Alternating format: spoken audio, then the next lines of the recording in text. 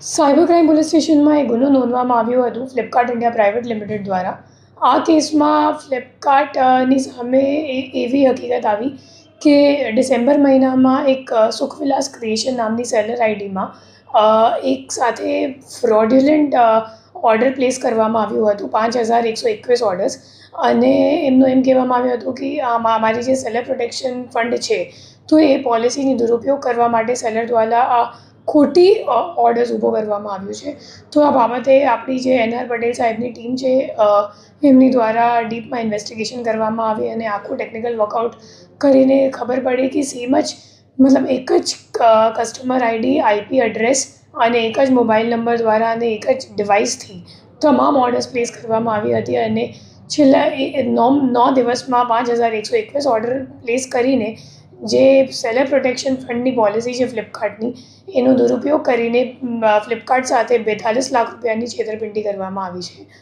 આ જે seller protection policy છે ફ્લિપકાર્ટની આમાં એવું છે કે એ લોકો જ્યારે આપણી રિટર્ન વિન્ડો અગર તમે કોઈ કસ્ટમર ઓર્ડર પ્લેસ કરે તો એમની પાસે 7 દિવસનો રિટર્ન વિન્ડો હોય, બટ એ લોકો સેલરને 3 જ દિવસમાં પૈસો આપી દે છે.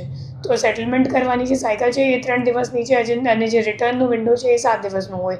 તો એમાં જે આપણો મુખ્ય આરોપી છે આશવ, તો એમને આ જે પોલિસી છે એમને દુરુપયોગ કરીને તમામ ઓર્ડર્સ 5121 ઓર્ડર્સ કેશ ઓન ડિલિવરીનો ઊભો કરીને 3 દિવસમાં પેમેન્ટ લઈ લીધું અને ચોથા દિવસમાં તમામ ઓર્ડર્સને કેન્સલ પણ કરી દીધું. અને કેન્સલ કરવાથી જે ફ્લિપકાર્ટ છે એમને પોતાનું પૈસા નથી મળ્યું, પણ એમને ફ્લિપકાર્ટથી 42 લાખ રૂપિયા જે ઓર્ડરનું હતું એ તમામ મળી ગયું. આ સમગ્ર ઘટના જ્યારે સામે આવી તો ફ્લિપકાર્ટ દ્વારા એપ્રિલ મહિનામાં આ જે સેલર છે એમને બ્લેકલિસ્ટ કરવામાં આવ્યું હતું અને અહીંયા ફરિયાદ નોંધાવવામાં આવી હતી. તો આ તપાસમાં આવું સામે આવ્યું છે કે જે આશફ છે એમની સાથે આ 4 અન્ય આરોપી આમાં સંડોવાયેલ છે. આશફનો જે ભાગીદાર છે રક્ષિત, તો એ એકચ્યુઅલી જે બેંક એકાઉન્ટ જે ખાતામાં ટ્રાન્ઝેક્શન થયું છે 2,46,00,000નું 10 મહિનામાં, તો એ બેંક એકાઉન્ટ રક્ષિતના નામ પર છે અને મોબાઈલ નંબર પણ એમનો જ રજિસ્ટર્ડ છે અને બંને છેલ્લા 2 વર્ષથી ઈ કોમર્સનું કામ કરે છે અને ભાગીદાર છે.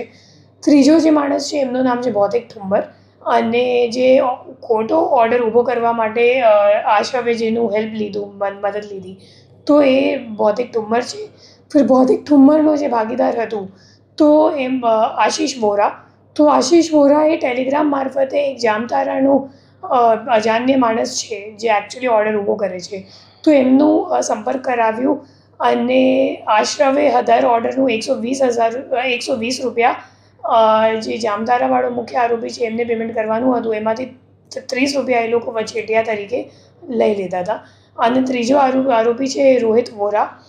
જે રોહિત વોરા છે એકચ્યુઅલી એમની જ્યારે આપણી ટીમ ત્યાં એમની ધરપકડ કરવા માટે ગઈ તો ત્યારે ખબર પડી કે એમાં 25 જીમેલ આઈડી છે લોગિન કરેલું એમના સિસ્ટમમાં, અને 25 જીમેલ આઈડીમાં અલગ અલગ એમેઝોન પર અલગ અલગ સેલર આઈડીમાં રજિસ્ટર્ડ છે અને એમાંથી એક પણ જીમેલ આઈડી એમના પોતાનું નામ ઉપર નથી. તો એ લોકો મોટું રેકેટ ચલાવે છે ઈ કોમર્સ જે કંપનીઝ છે એમને છેતરવા માટે. અને એમાં જે મુખ્ય આરોપીઓ છે એ લોકો ઝારખંડના છે અને એ લોકો ટેલિગ્રામ મારફતે આવા લોકોને સંપર્ક કરે છે અને આવા લોકો જે સેલર્સ છે ઈ કોમર્સના એમને સંપર્ક કરે છે. ખોટી સેલર આઈડી પણ વેચે છે, કેમ કે એકવાર અગર ઈ કોમર્સ વેબસાઇટમાં એ લોકો બ્લેકલિસ્ટ થઈ જશે તો પછી એમને બીજી સેલર આઈડીની જરૂરિયાત પડશે. તો એ મુજબ આખું રેકેટ ચાલે છે જેમાં જે સેલર્સ છે એ પણ સંડોવાયેલ છે, જે ઓર્ડર્સ પ્લેસ કરનાર છે એ લોકો ઝારખંડમાં છે અને વચ્ચે વચેટિયાઓ છે જે લોકો સંપર્ક કરાવે છે. આરોપી લોકો ગુનાહિત ઇતિહાસ છે?